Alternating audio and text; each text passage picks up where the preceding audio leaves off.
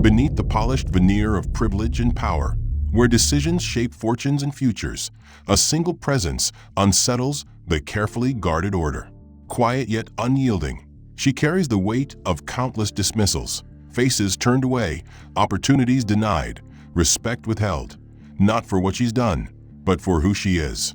In this realm of exclusivity, where whispered judgments linger like shadows, her arrival is met with calculated silence and subtle rebuke.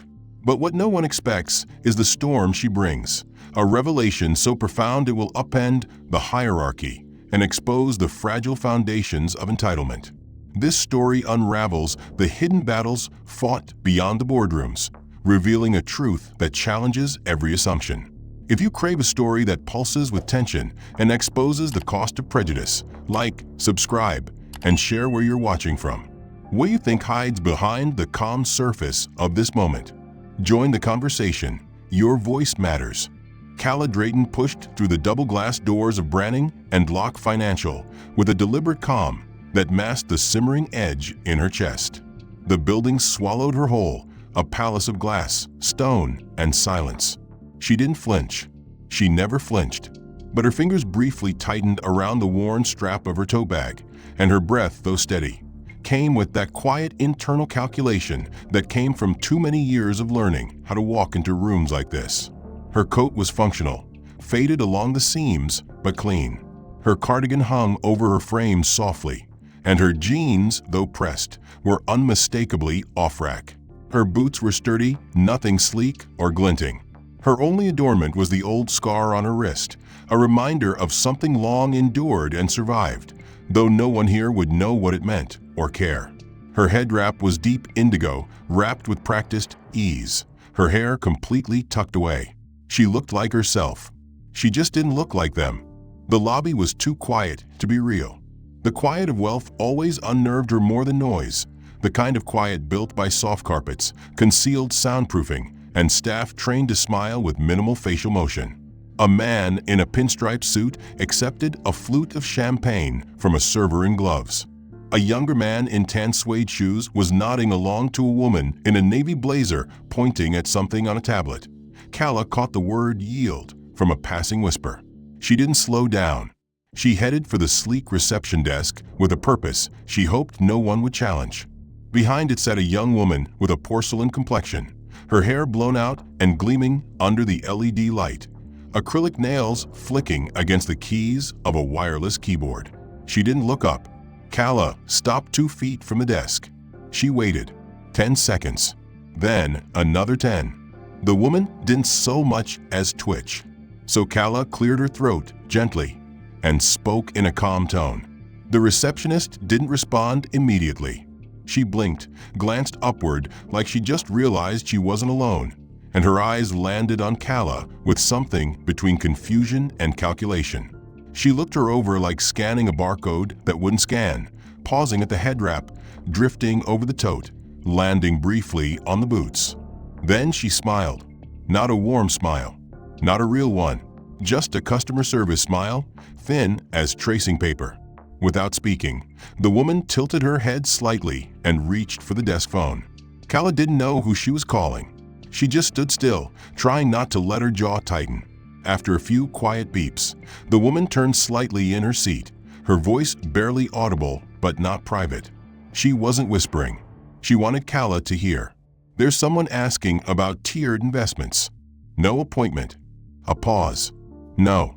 Doesn't look like a referral. Another pause. Then she nodded and hung up. Still no words for Calla. Instead, the receptionist stood, stepped around the desk, and motioned with one hand toward the far left corner of the lobby, past the lounge seating, past the brushed bronze elevator. She didn't explain, just the gesture. Calla looked in that direction. It led to a much smaller desk under a discreet sign, Client Services, General Inquiries. She turned back to the receptionist. The woman's expression was fixed. No further help was coming. A man nearby, in a three-piece suit, gave her a sideways glance as he crossed toward the glass conference rooms.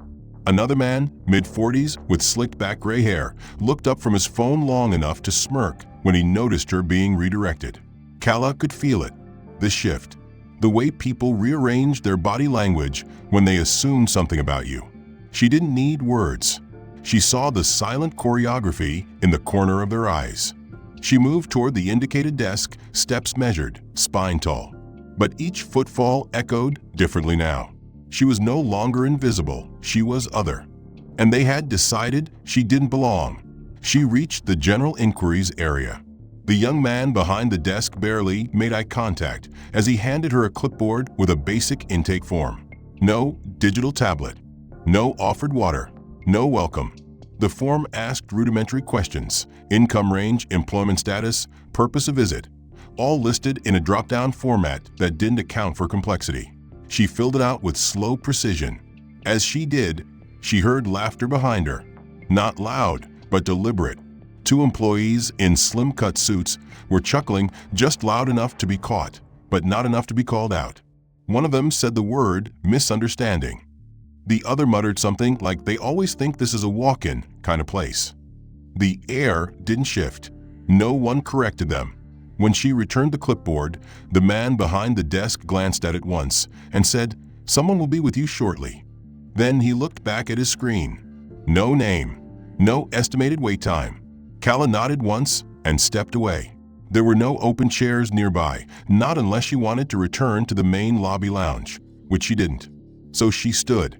She stood in place, still clutching her tote, eyes on the elevators marked Wealth Division only, though she already understood they were not meant for her.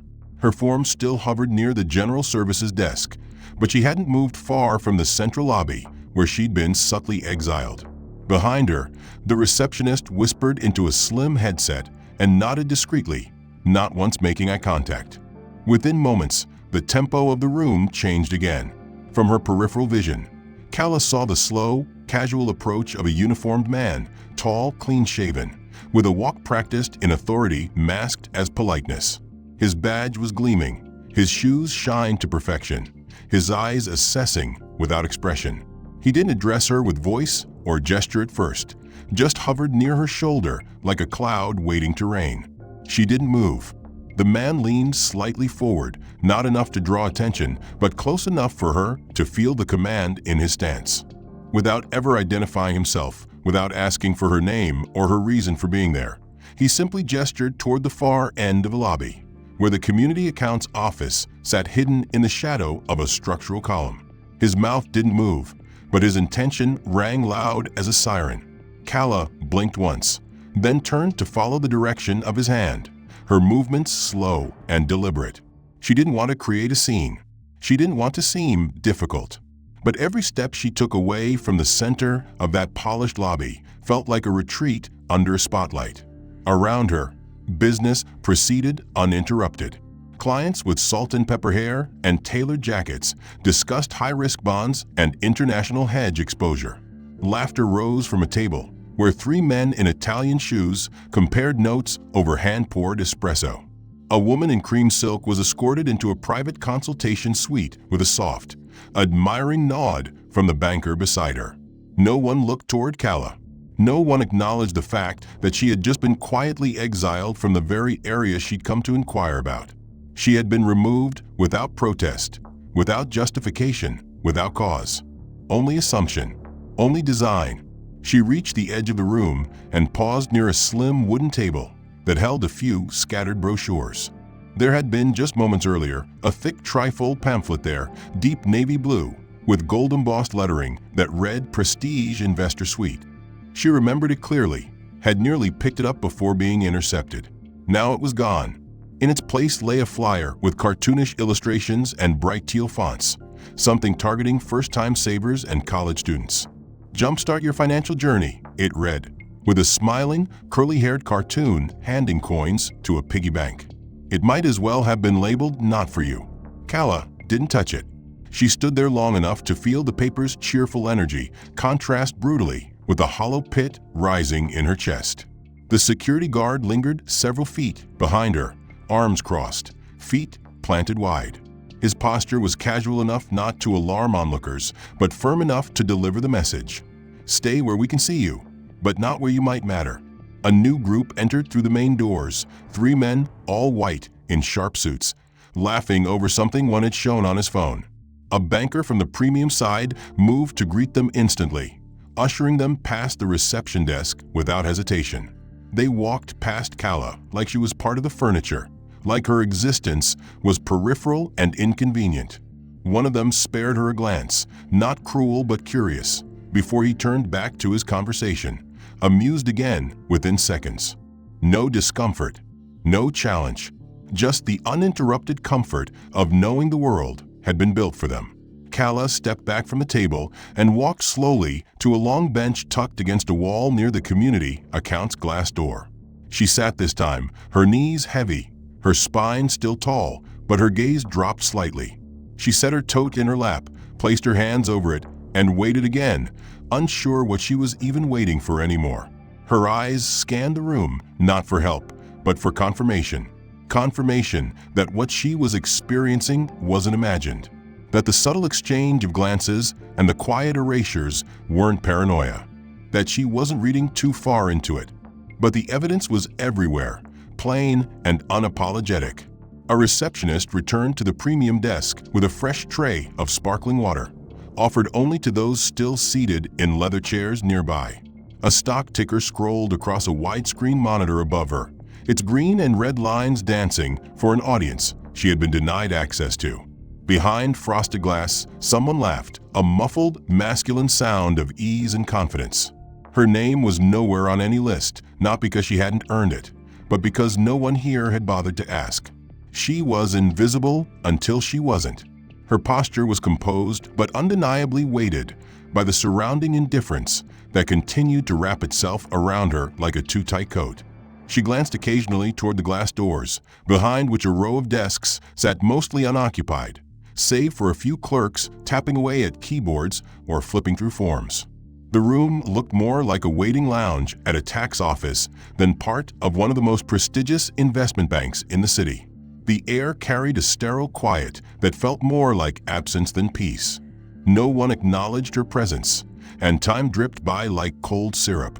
A large analog clock on the adjacent wall ticked its way into the next half hour, its second hand slicing slowly through the silence as Calla sat untouched, unnoticed. Then, without preamble, an employee, young, disinterested, dressed in the standard navy and gray uniform of lower-tier bank staff, emerged from the adjacent corridor and approached her without even slowing his stride. Without making eye contact or offering so much as a nod, he dropped a thin blue booklet onto the small table in front of her.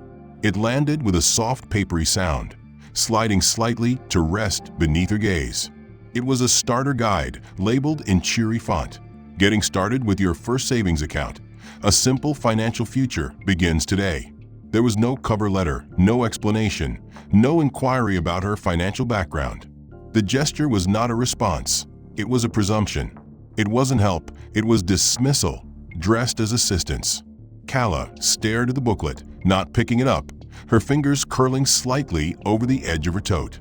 The man had already turned his back and returned to the hallway without a word, as though she were a static object in the landscape, not a human being awaiting service. Her eyes remained on the booklet, which now felt like a stamp, a label, a judgment wrapped in cardstock. She had not asked for it. She had not inquired about savings. And yet, someone had decided that this was the ceiling of her ambition.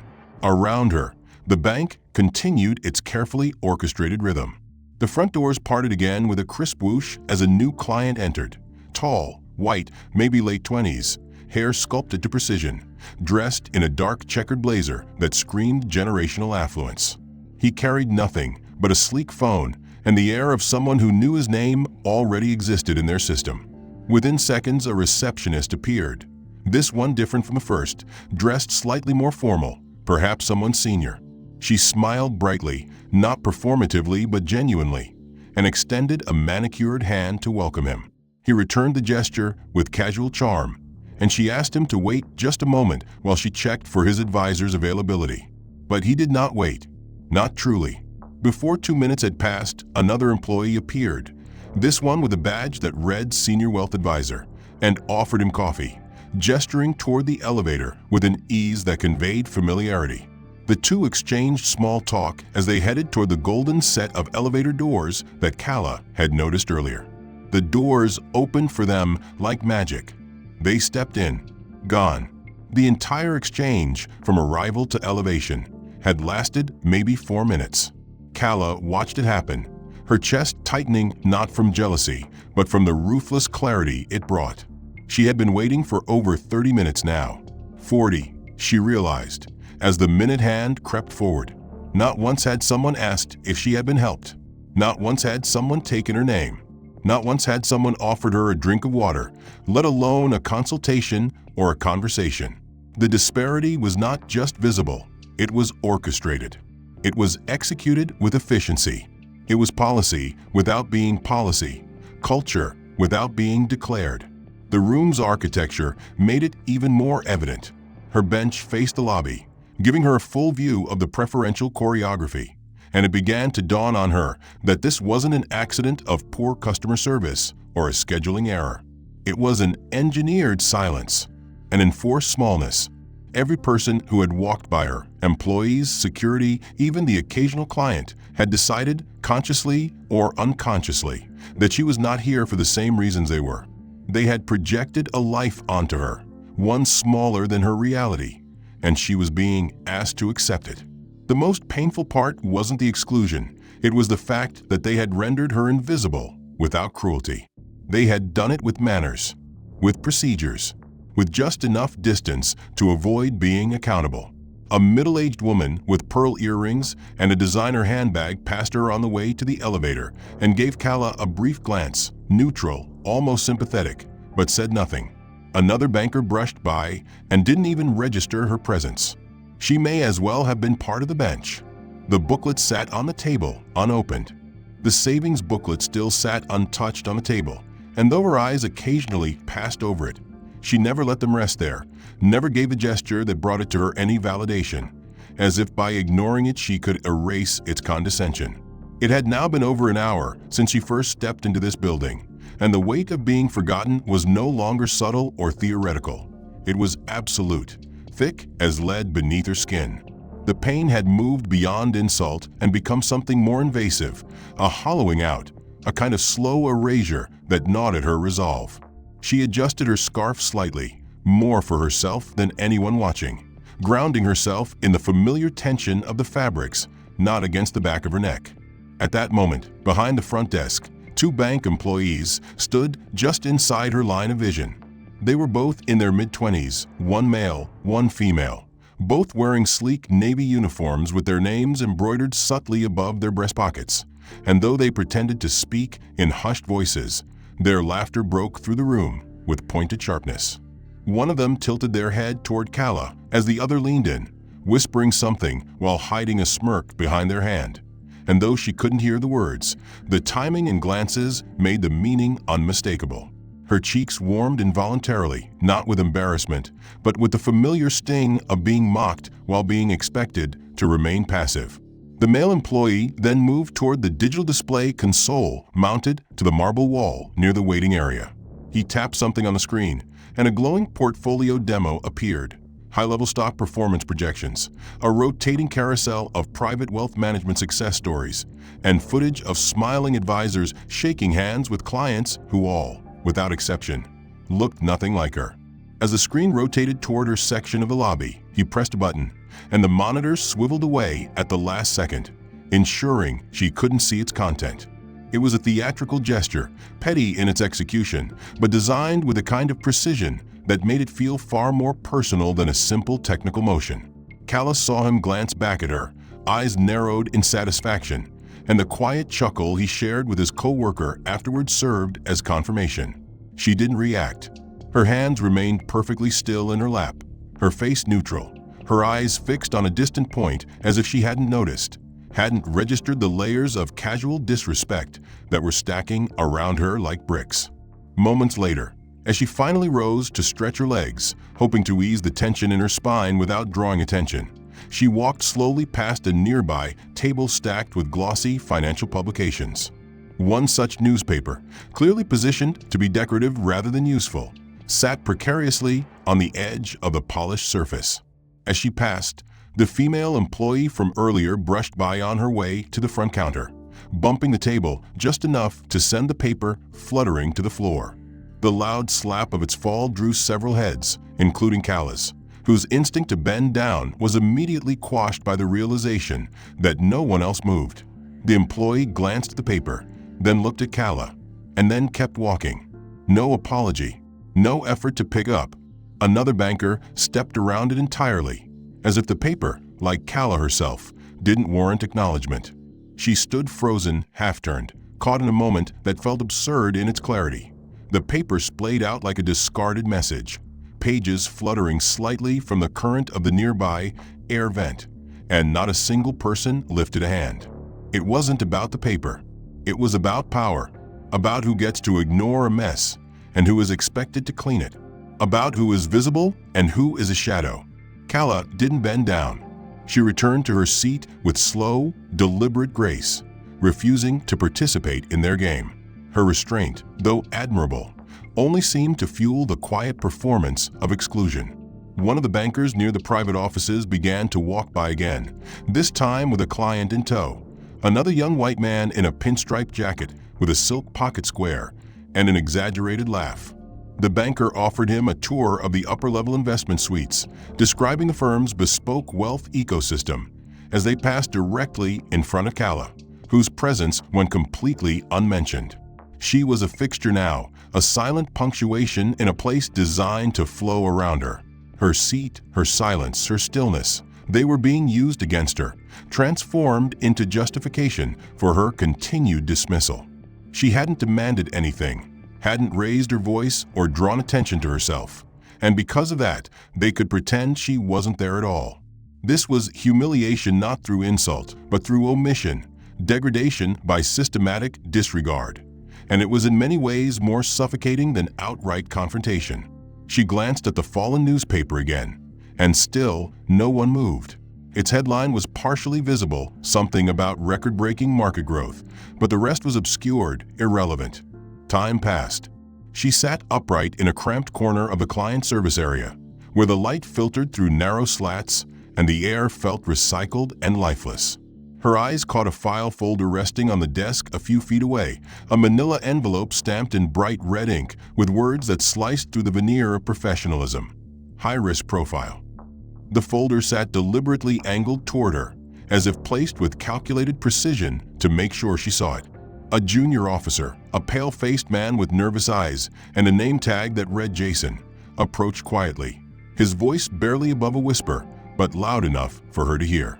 He mentioned the phrase again, high-risk profile, as if it were a secret code that needed repeating, as if the words themselves carried a judgment without question or context. Cala did not respond. She watched as he nodded to another staff member, then retreated quickly, as if fearful of consequences. The word risk echoed inside her mind, not because of her finances or history, but because it was a label pinned to her identity, carefully curated by an institution that had never asked her story.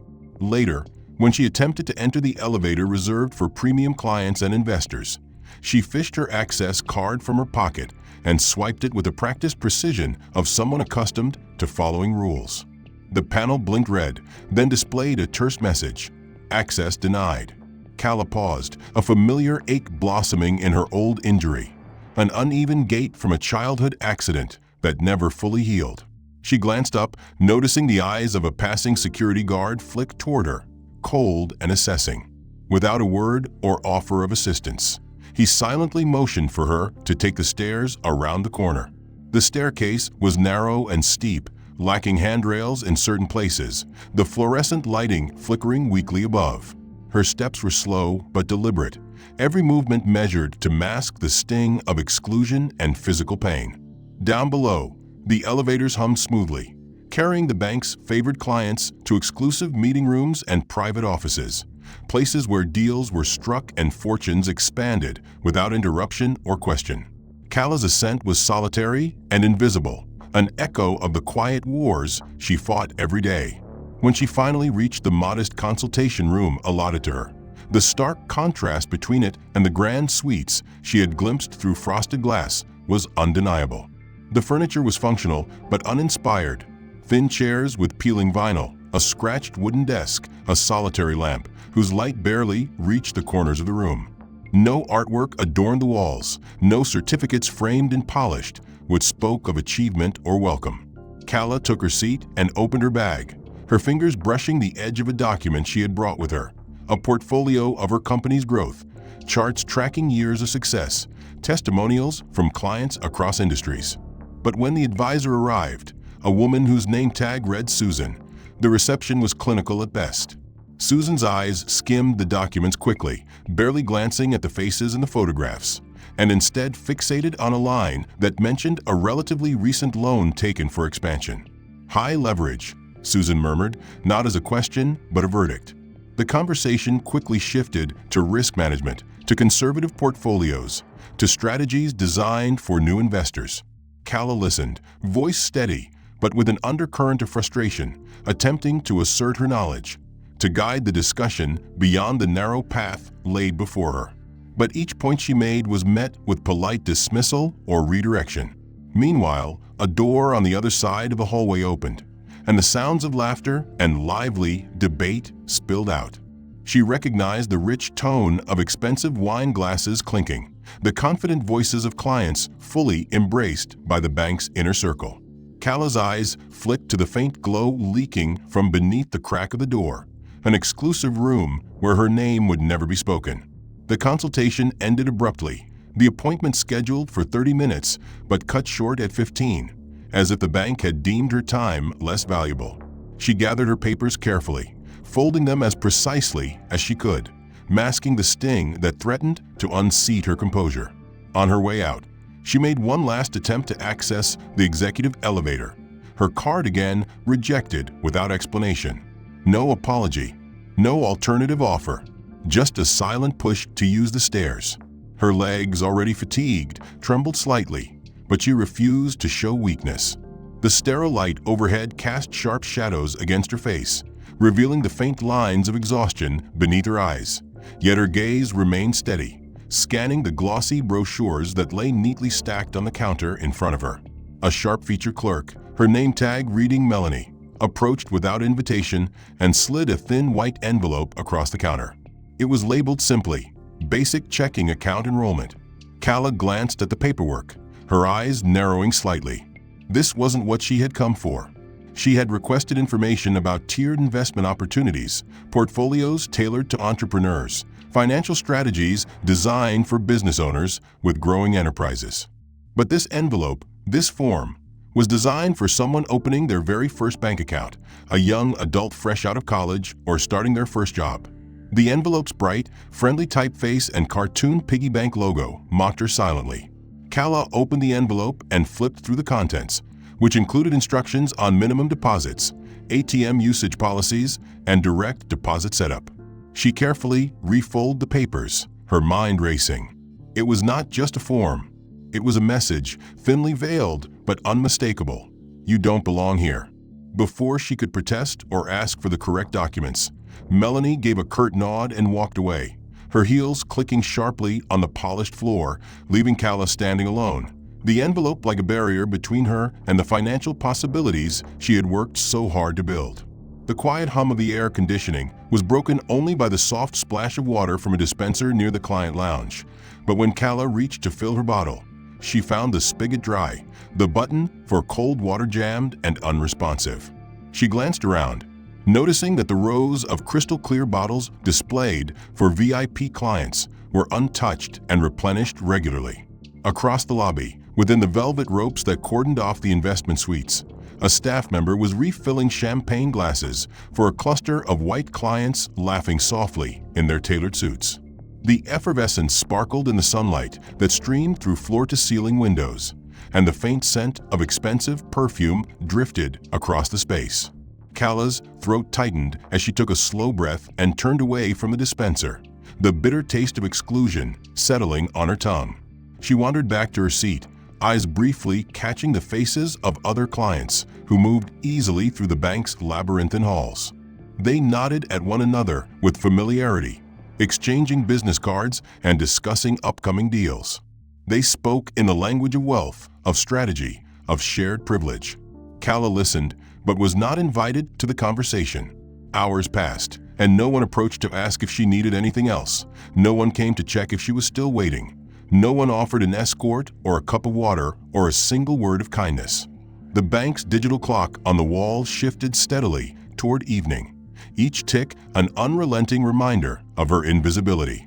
She rose and walked slowly toward the exit, her boots clicking softly against the marble, her shadow trailing behind like a ghost in a place that refused to recognize her presence. Outside, the city was transitioning from the pale blues of late afternoon into the deep hues of twilight. She inhaled deeply, the cool air filling her lungs with a freshness that contrasted starkly against the stale atmosphere she had just left. But despite the cool night air, the sting of having been systematically cut off from every thread of support in a place designed for her success lingered like a wound that refused to heal.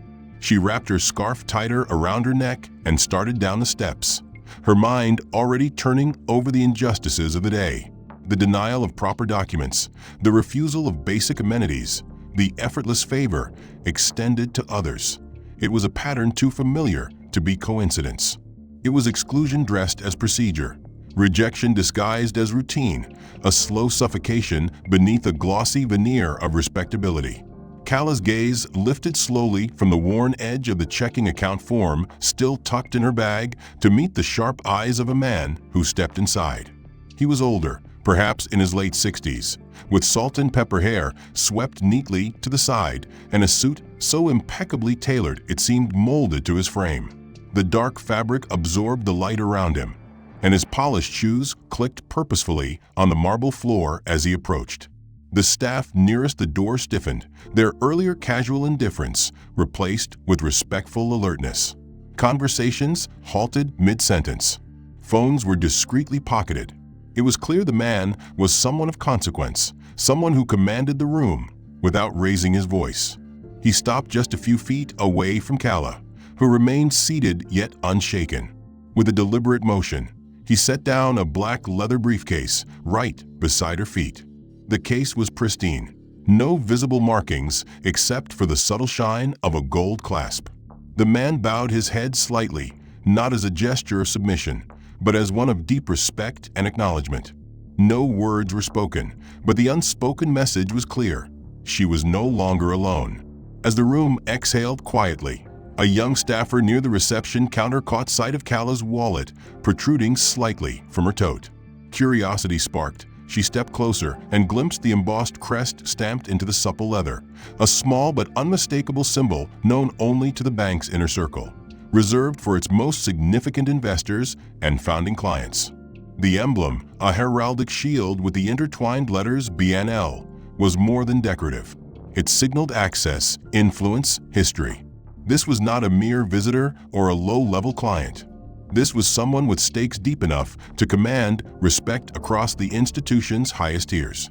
Whispers began to ripple through the staff, their earlier smug confidence waning as they pieced together the reality that had long been hidden behind assumptions and superficial judgments. Kala's identity was no longer a mystery, no longer subject to dismissal. The man beside her offered a slight nod and stepped back, his presence now a shield around her. Security personnel subtly straightened, offering a discreet but unmistakable promise of protection. The receptionist who had laughed earlier cast a glance at the briefcase, then quickly diverted her eyes. The junior employees who had whispered and smirked exchanged uneasy looks. Suddenly, the small pamphlet about student savings accounts seemed painfully out of place, almost insulting. Kala sat tall, her posture unyielding, and carefully reached into her bag. She extracted a leather-bound folder filled with documents, legal papers, corporate portfolios, letters of endorsement, and board meeting minutes from Everglade Holdings, the financial conglomerate she had founded years ago. She opened the folder and, with deliberate calm, placed it on the table before the man and the nearest advisor who had finally approached. The room fell into a hush as the glossy, embossed logo of Everglade Holdings caught the light. The magnitude of the revelation settled like a stone in the chests of everyone present. This was no ordinary client. This was a titan, a force behind a vast empire of investments that accounted for nearly half of the bank's largest portfolios. The advisors shifted uncomfortably, their earlier dismissiveness replaced by nervous calculation. Cala's voice, when she finally spoke, was steady and commanding. She did not seek confrontation. She demanded recognition. She did not ask for respect. She expected it as her due. The bank's upper management, sensing the shift, quickly moved to accommodate her. Meetings that had seemed improbable an hour ago were now scheduled within minutes. A senior executive appeared at her side, extending a firm handshake and a sincere apology for the earlier misunderstandings. The contrast was stark and unmissable. The same institution that had dismissed her now sought her favor, desperate to secure her continued partnership. The atmosphere in the room shifted palpably as Cala Drayton, now firmly surrounded by the bank's senior management and a small crowd of curious advisors, unfolded a series of documents that made the hushed whispers grow into sharp, stifled gasps. The first sheet she placed carefully on the polished table was a financial restructuring blueprint, printed on paper embossed with the bank's discreet watermark, a mark reserved exclusively for internal strategic documents. The complexity of the charts, the precision of the financial forecasts, the annotations in the margins, all testified to a level of access and authority that was simply unimaginable for someone who had only hours before been relegated to the margins of this very institution. The blueprint mapped out proposed reallocations of the bank's most lucrative assets, revealing bold strategies to maximize shareholder value and strengthen the institution's foothold in global markets.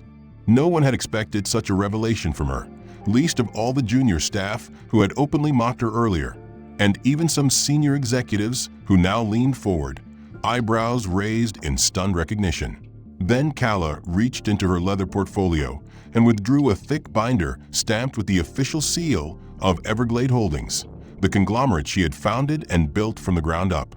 She opened the binder with deliberate care, revealing meticulously kept minutes from board meetings, investment committee decisions, and confidential correspondence with the bank's top officers. As she flipped through the pages, the faces in the room shifted, confusion giving way to disbelief, then grudging respect. A young executive whispered to his colleague, "I had no idea she was that important." Another senior manager murmured, "She's more than a client. She's a cornerstone." Cala stood fully upright and moved to the side, allowing the documents to take center stage, then unbuttoned her jacket to reveal a small lapel pin nestled on her blouse. As the pin slipped free and fell onto the table, several heads turned toward the emblem stamped clearly on its face, the seal of the National Investment Strategy Council, a government-appointed body responsible for advising on critical financial matters and overseeing some of the country's largest institutional investment funds. The name on the accompanying credentials was unmistakable: Cala Drayton, chairwoman of the Mayfield Branson Fund, the bank's largest single institutional client and a key partner in its international portfolio management. The room was silent, the weight of the moment pressing heavily against the polished wood and marble surfaces. The realization had dawned fully. The woman who had been dismissed, ignored, and humiliated was, in fact, the architect of vast wealth flowing through the very channels that had denied her respect. The senior executives exchanged uneasy glances, aware that their earlier attitudes and behaviors would soon come under scrutiny. The receptionist who had turned her away was nowhere to be seen, and the security guard's expression was unreadable as he watched from the doorway. Cala's voice, calm yet firm, broke the silence. She did not seek to admonish, but to reclaim her rightful place. Her presence was no longer a question to be debated or a problem to be solved. It was a reality to be acknowledged and respected. As the bank moved quickly to rearrange schedules and offer her priority meetings, the advisors who had once dismissed her now listened intently, eager to secure her continued partnership and support. Cala knew this was only the beginning, the tipping point where years of unseen influence and unacknowledged power would finally shift the balance in her favor. The moment Cala Drayton's identity was officially recognized within the walls of Branning & Locke Financial, the reverberations moved swiftly through the bank's tightly controlled ecosystem. An urgent alert blared across internal communication devices, triggering mandatory protocols that demanded an immediate audit of every interaction between staff and clients designated as strategic oversight, a classification reserved exclusively for the highest-tier partners and founding members. Cala's name was now front and center on the bank's secure systems, marked in bold letters beneath the title Executive-Level Protected Accounts, a digital badge that granted her unprecedented priority and protection. News of the revelation traveled faster than any email or memo could, carried instead by whispered conversations, anxious glances, and the sharp footsteps of executives hurrying between floors. The atmosphere in the branch transformed dramatically. The once casual and dismissive attitudes dissolved into an uneasy cocktail of apprehension and forced deference. The staff who had earlier exchanged secretive smirks now kept their heads low, avoiding eye contact with Cala or her entourage. The receptionist who had ignored her presence was conspicuously absent, her usual desk unmanned as if she had vanished under the weight of the impending scrutiny. The security guard who had subtly corralled her into a less visible area now stood rigid at a distance, eyes alert and posture defensive, signaling an unspoken shift in responsibility. The bank's branch director, a man named Leonard Huxley, burst into the main client area moments later, sweat beading on his forehead, his tailored suit clinging uncomfortably to his frame. His face was flushed, and his normally composed demeanor fractured by a mounting panic that betrayed the seriousness of the situation. He approached Cala with rapid steps, his voice low but urgent as he apologized profusely for the earlier oversights and mistreatment she had endured. The employees around them instinctively parted to give room, their expressions a mix of guilt and fear. Leonard's team immediately convened a private briefing, pulling together key advisors, compliance officers, and senior management to strategize damage control. The bank's legal department was alerted, drafting official letters of apology and planning systemic reviews to prevent future missteps. Word reached the executive board, whose members convened an emergency video conference, the gravity of the situation evident in the tense lines on their faces. The firm realized the profound risk posed not just by the mishandling of a single client, but by the exposure of underlying cultural biases that threatened their reputation and regulatory standing. Meanwhile, Cala remained poised amidst the chaos, her calm presence an anchor in a storm of institutional upheaval. She understood the power she now wielded, not just financial but symbolic, a catalyst for change within an establishment that had long preferred comfortable complacency over reckoning. Staff who had once dismissed her now sought her favor, offering reassurances and promises, eager to rebuild bridges before the ripple effects threatened their own careers. Leonard returned with a proposal. A dedicated liaison team would be assigned exclusively to Cala and her accounts, with full authority to escalate any concerns directly to executive leadership. The bank pledged a public statement acknowledging past errors and committing to a comprehensive overhaul of diversity and inclusion policies. Cala listened carefully but remained measured, aware that true transformation required more than words. It demanded sustained action and accountability. The story quickly spread beyond the bank's walls. Industry insiders speculated on the implications of the scandal, while financial news outlets picked up on the story of the powerful investor once overlooked and now commanding the spotlight. Social media buzzed with commentary, many applauding Cala's resilience and the symbolic victory over systemic prejudice, while others debated the depth and sincerity of the bank's response. Internally, the bank faced the daunting task of retraining staff, revising customer service protocols, and rebuilding trust with a broader community of clients who might have shared similar experiences of exclusion. A full internal investigation is launched. 3 employees, including the guard who removed her, are immediately suspended. A formal report is filed citing severe discrimination against a high-profile partner. A week later, the bank issues a public apology and announces mandatory anti-bias training across all branches. A national finance magazine features Cala on its cover with the headline, "The Woman Who Made Wall Street Rethink Everything." Cala Drayton watched the city skyline from her office window, the late afternoon sun casting long shadows across the towering glass buildings that housed the world's greatest fortunes.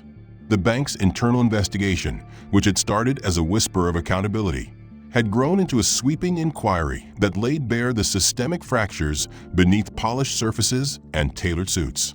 3 employees, including the security guard who had once silently pushed her away, faced immediate suspension pending review, their actions scrutinized in a formal report that explicitly cited severe discrimination against a high-profile partner, a phrase that echoed beyond internal memos and into public discourse. The ripple effects of her experience moved quickly through the industry. The bank released a public apology, a carefully worded statement acknowledging past mistakes and pledging to implement mandatory anti-bias training for every branch nationwide, a move heralded by advocacy groups and investors alike as a necessary step toward cultural reform.